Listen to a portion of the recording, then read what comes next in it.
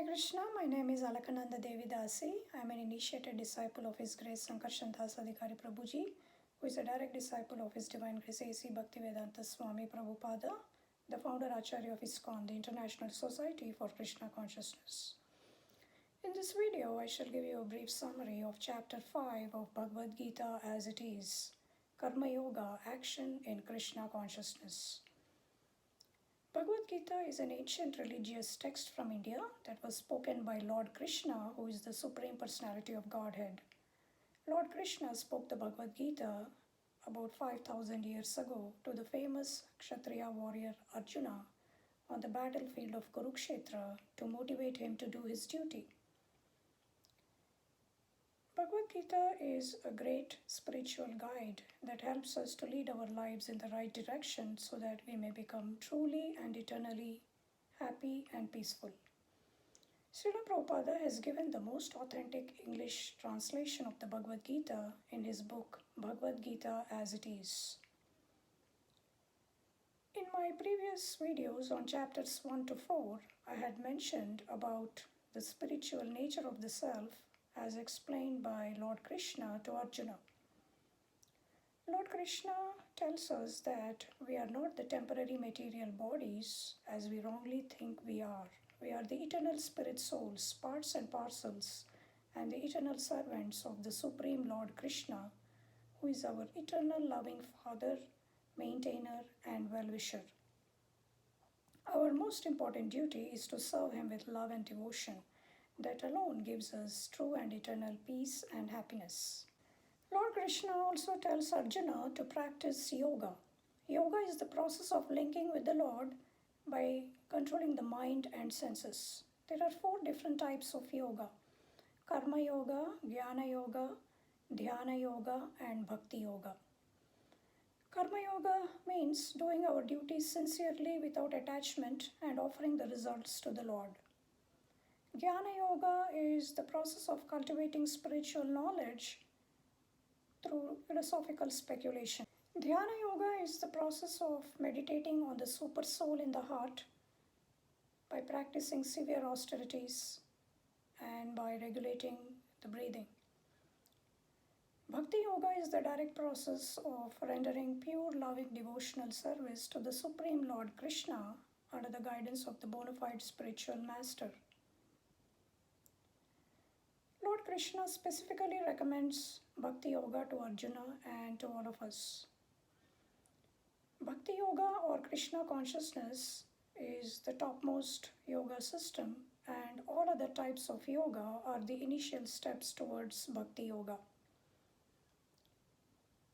Bhakti Yoga is a purifying process which completely liberates us from material bondage and helps us to go back home to Godhead in the spiritual world where we actually belong. In the spiritual world, we could experience eternity, knowledge, and pure bliss forever. In my previous video on chapter 3, I had mentioned about Karma Yoga, and in chapter 4 about transcendental knowledge. Transcendental knowledge is the valuable spiritual knowledge that tells us about the soul, the super soul, and the relationship between them. Chapter 5 is like a combination of chapters 3 and 4.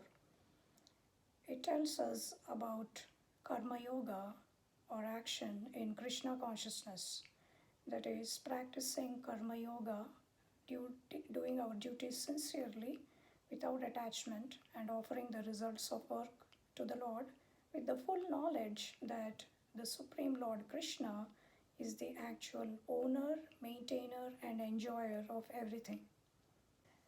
Now, coming to the verse 5.1, Arjuna asks Lord Krishna as to what was better for him, renunciation of work or work in devotion. He wrongly thought that renunciation in knowledge means stopping all activities, and hence he was confused as to why he should work in devotion. Lord Krishna replies that both renunciation of work and work in devotion are good, but Work in devotion is better because it purifies the heart and liberates us from material bondage forever. Fruitive activities for sense gratification are not beneficial because they cause transmigration of the soul from one species of life to another and keep us entangled in the miserable material cycles of birth, disease, old age, and death. Just knowing about the spiritual nature of the self is not enough. One must act on the spiritual platform by engaging in devotional service. Otherwise, we will not be liberated from material miseries. In the verse 5.3, Lord Krishna explains that a person who neither hates nor desires the fruits of his activities is always renounced.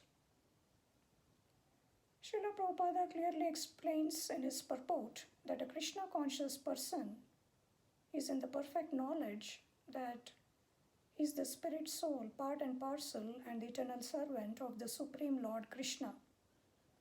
Hence, he works only to please Lord Krishna and not himself. Such a person becomes free from all dualities by the mercy of the Lord, and he is said to be liberated even though living in the material world. In the verse 5.4, Lord Krishna tells us that Karma Yoga, that is action in Krishna consciousness, is the same as Bhakti Yoga or devotional service, and is also similar to Sankhya Yoga, the analytical study of the material world. Sankhya Yoga involves finding the soul of existence, that is Lord Krishna or Lord Vishnu. It is like finding the root of a tree. Devotional service is like watering the root of a tree. Since Sankhya Yoga eventually culminates in devotional service, it is considered to be similar to Bhakti Yoga. In his purport to the verse 5.5, Srila Prabhupada explains that Sankhya Yoga involves detachment from matter, whereas Bhakti Yoga involves development of attachment to Lord Krishna. Hence, both are considered to be similar. A truly intelligent person understands that both the methods are similar, but a less intelligent person thinks that they are different. In the verse 5.6, Lord Krishna explains that mere renunciation without engagement in devotional service cannot give us happiness, whereas a thoughtful person engaging in devotional service attains the supreme without delay. In his purport to this verse, Srila Prabhupada wonderfully describes the differences between the Mayavadi sannyasis and the Vaishnava sannyasis to illustrate this point. The Mayavadi sannyasis are engaged in the study of the Sankhya philosophy, whereas the Vaishnava sannyasis are engaged in the study of the Bhagavatam philosophy, which gives a correct interpretation of the Vedanta Sutras written by the great sage Vyasadeva. The Mayavadi sannyasis do not have a correct understanding of the Vedanta Sutras. They engage in dry philosophical speculation and do not perform devotional service. Hence, they cannot attain spiritual bliss.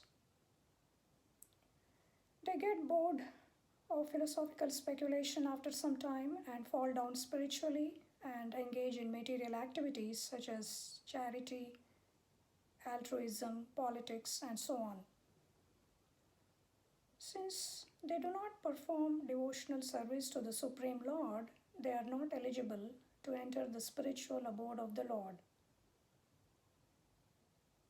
The Vaishnava sannyasis, on the other hand, engage in pure loving devotional service to the Supreme Lord Krishna. Hence, they experience pure spiritual bliss in this lifetime and are eligible to go back home to Godhead to experience eternity, knowledge, and pure bliss forever. And the next verse is 5.7, which tells us about the wonderful qualities of a pure devotee. Yoga yukto vishuddhatma vijitatma jitendriyaha sarvabhutatma bhutatma kurvannapi na lipyate. One who works in devotion, who is a pure soul, and who controls his mind and senses, is dear to everyone, and everyone is dear to him. Though always working, such a man is never entangled. Srila Prabhupada clearly explains in his purport that a Krishna conscious person understands that all living entities are the parts and parcels of the Supreme Lord, and hence he treats everyone with love and respect. Just as by watering the root of a tree, all the parts of the tree such as the leaves and the branches get nourished, and by feeding the belly, all the body parts get nourished, similarly, by serving and pleasing the Supreme Lord Krishna, who is the root or source of all existence, we can please everyone. A Krishna conscious person has pure consciousness because Krishna consciousness is a purifying process. Hence, he is dear to everyone. Since his mind and senses are controlled, he works only to please the Lord and not himself. Such a person can never be offensive towards anyone. For example, although Arjuna appeared to be offensive by fighting against his kith and kin on the battlefield, he was not actually offensive because he was just carrying out the instructions of Lord Krishna in full Krishna consciousness. Such a person is never entangled in the reactions of work. The next important verse is the verse 5.10, which tells us about the advantage of working in full Krishna consciousness. Brahmanyadhaya karmani sangam tyaktva karoti yaha lipyate nasa papena padmapatram ivambhasa. One who performs his duty without attachment, surrendering the results unto the Supreme Lord, is unaffected by sinful action, as the lotus leaf is untouched by water. In this verse, Lord Krishna gives us the wonderful analogy of a lotus leaf. The lotus leaf grows in water but does not become wet because it is covered by a protective waxy coating. Similarly, a person who performs his duties sincerely without attachment and offers the results to the Supreme Lord is unaffected by sinful reactions by the mercy of the Lord. In his purport to the verse 5.12, Srila Prabhupada nicely explains the differences between a man in Krishna consciousness and a man in material or bodily consciousness. A Krishna conscious person is attached to Lord Krishna, whereas a person in material consciousness is attached to the results of his work. A Krishna conscious person understands that he is the servant of the Supreme Lord, and hence he works only to serve and please the Lord and not himself. Hence, he becomes free from anxiety and misery by the mercy of the Lord. All Krishna conscious activities are on the absolute platform and therefore devoid of karmic reactions. Hence, Krishna consciousness leads to complete peace and happiness. On the other hand, material activities are governed by the law of karma and often lead to misery. In his purport to the verse 5.13, Srila Prabhupada clearly explains that by practicing Krishna consciousness, a living entity revives his original constitutional position as the spirit soul, part and parcel of the Supreme Lord. Hence, he does not identify himself with the body and the bodily activities which are carried out by the three modes of material nature. Hence, he resides happily in the body, which is compared to a city with 9 gates. The 9 gates are the eyes, the ears, the nostrils, the mouth, the genitals, and the outlet for evacuation. In the conditioned state, the living entity wrongly identifies himself with the body and bodily activities, and hence he suffers. In his purport to the verse 5.14, Srila Prabhupada clearly explains that the living entity belongs to the superior energy of the Lord, called the spiritual energy. But in contact with matter, he wrongly identifies himself with the body, which belongs to the inferior energy of the Lord, called the material or external energy. Inside the body, the living entity appears to be the master, but actually he is neither the proprietor nor the controller of the bodily actions and reactions. He is simply struggling for existence in the material ocean, being tossed up and down by the waves over which he has no control. The only way out of the material turmoil is by taking up the transcendental process of Krishna consciousness. In the verse 5.15, Lord Krishna explains that the super soul or Paramatma in the heart remains neutral to the bodily activities and is unaffected by the material energy and the material modes because he is infallible and powerful. The living entity, on the other hand, is tiny and is bewildered by the material energy due to ignorance which covers his true nature. The Supreme Lord is described as Vibhu or omniscient, whereas the living entity is described as Anu or atomic. The Lord as Paramatma or Super Soul in the heart acts as a friendly guide and companion to the living entity. The living entity or Jiva has the capacity to desire by his free will, and the Paramatma fulfills his desires to the extent that he deserves. As the saying goes, man proposes, God disposes. The living entity enjoys or suffers in the material world according to his actions. If he performs actions in accordance with the Vedic injunctions, he gets good results and enjoys. If he performs actions that are against the Vedic injunctions, he gets bad results and suffers. Paramatma or the Super Soul is, however, indifferent to the desires, actions, and reactions of the living entity. If the living entity, by good fortune, takes up Krishna consciousness, the Supreme Lord takes special care and encourages him so that he could attain him and become eternally happy. The next verse, 5.16, is an enlightening verse. In this verse, Lord Krishna explains that when one is enlightened with the knowledge by which nations is destroyed, then his knowledge reveals everything just as the sun lights up everything in the daytime.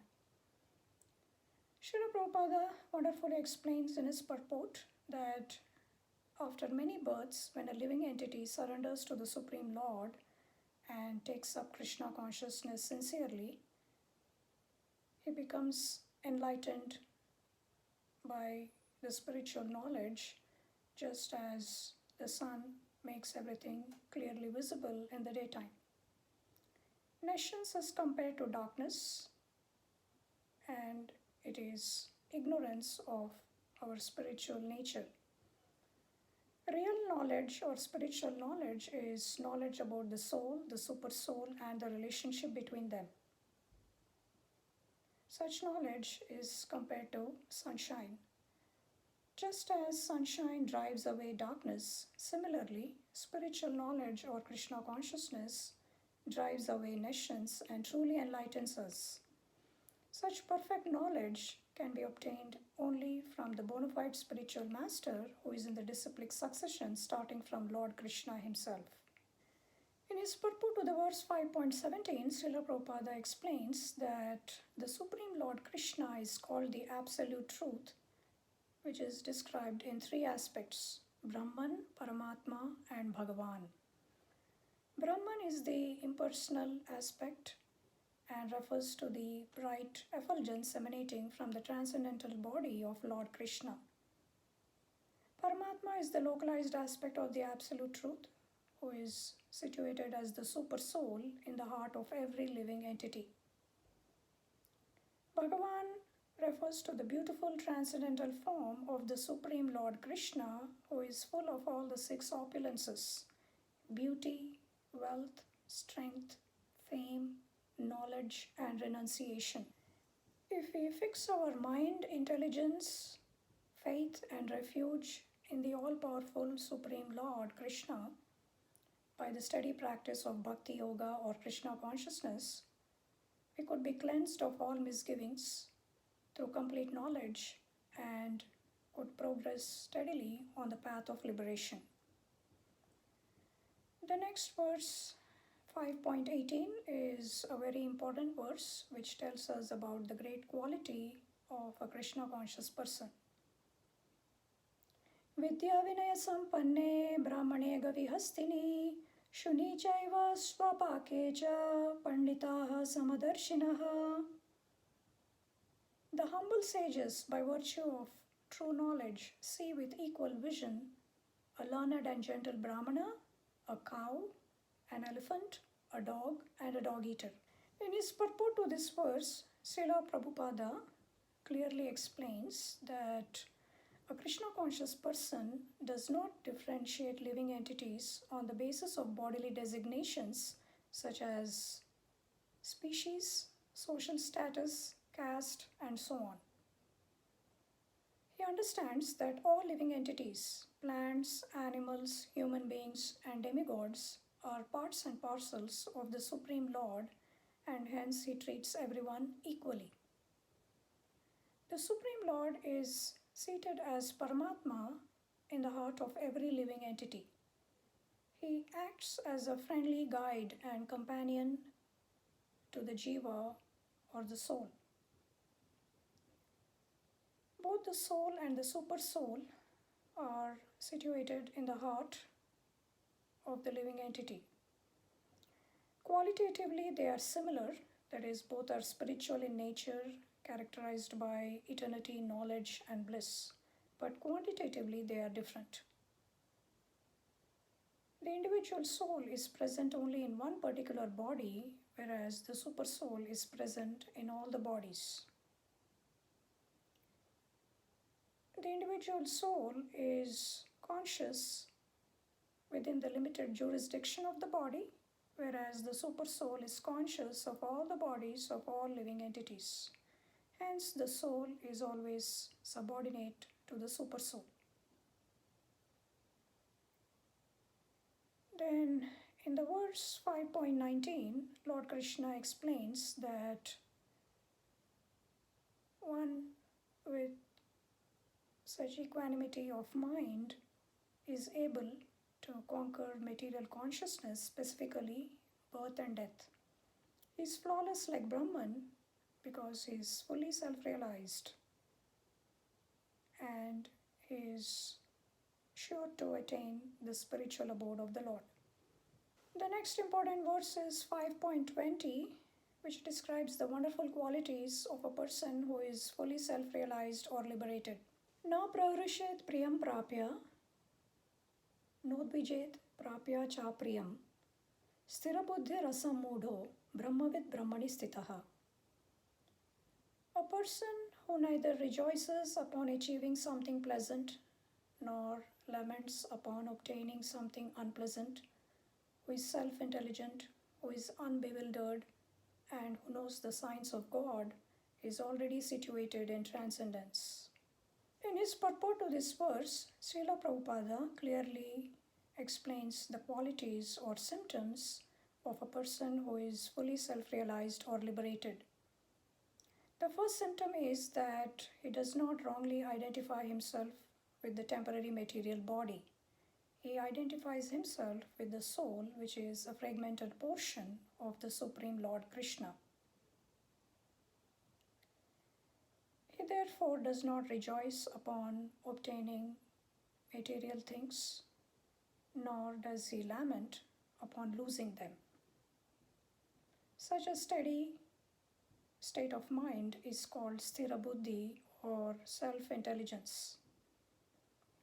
He is elevated to the position of understanding the complete science of the absolute truth, namely Brahman, Paramatma and Bhagavan. He understands his constitutional position well and therefore does not think about becoming one with the Supreme Lord. Such a steady consciousness is called Krishna consciousness. The subsequent verses describe the other qualities or symptoms of a person who is fully self-realized. He is not attracted to material sense pleasures, but is always in trance, enjoying the pleasure within. By concentrating on the Supreme Lord within the heart, he enjoys unlimited happiness. He understands that material pleasures are due to the contact of the senses with the sense objects and that they are temporary and eventually lead to misery. Hence, he does not show any interest in them. He has obtained a higher taste for the Supreme Lord Krishna and hence he is able to give up material pleasures which are of an inferior taste. Transcendental bliss is eternal, real and unlimited, whereas material pleasures are temporary, illusory and limited. In the verse 5.23, Lord Krishna tells us that a person who tolerates the urges of the material senses and controls his desires and anger is well situated and happy. A person who has perfect control over his speech, mind, anger, tongue, belly and genitals is called Goswami, that is, master of the senses. The verse 5.24 tells us that a perfect mystic rejoices within and does not desire external material happiness. He is said to have attained the Brahmabhuta state where there is no lamentation and no hankering and is sure to go back home to Godhead. A self-realized person is free from all material dualities such as happiness and distress, riches and poverty, honor and dishonor, and so on. He is busy working for the welfare of all living entities and is free from all sins. He surely achieves liberation in the Supreme. In his purport to the verse 5.26, Srila Prabhupada clearly explains that by practicing Bhakti Yoga or Krishna consciousness sincerely, one can quickly achieve liberation in the Supreme. This is because Krishna consciousness purifies the senses, mind, and intelligence and helps us to overcome desires and anger. The analogy of the fish and the tortoise is given in this purport. The fish brings up its offspring just by looking at them.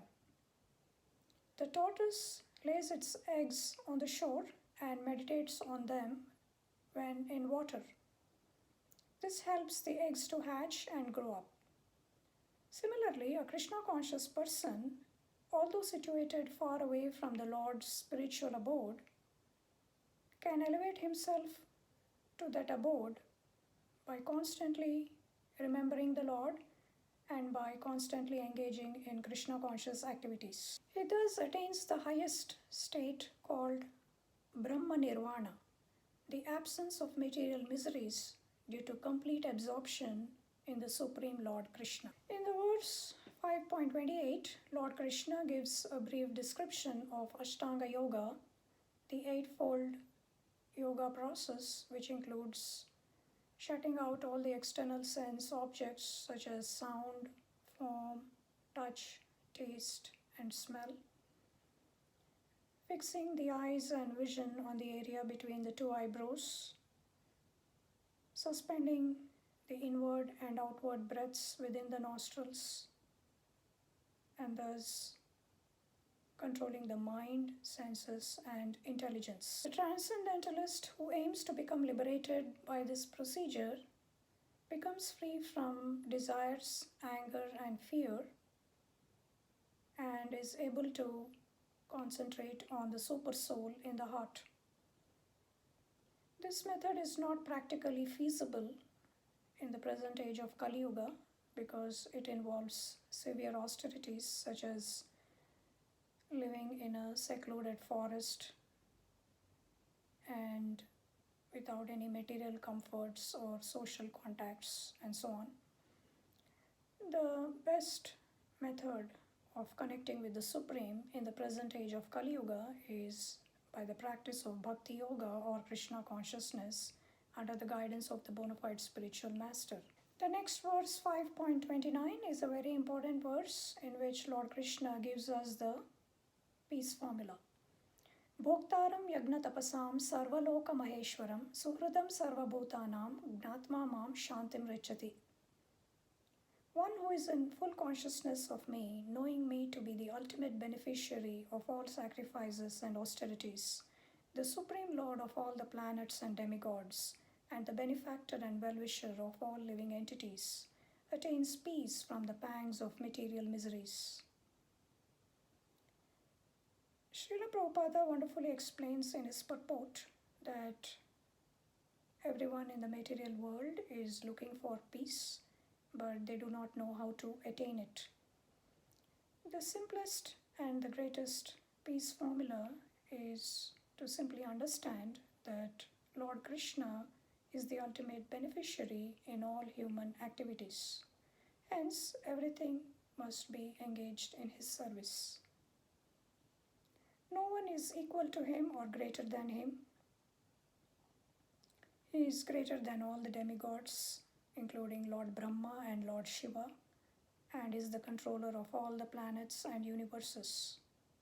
Under the influence of the Lord's illusory energy called Maya, living entities wrongly think that they are the lords and the enjoyers and get trapped in the miserable material cycles of birth, disease, old age, and death.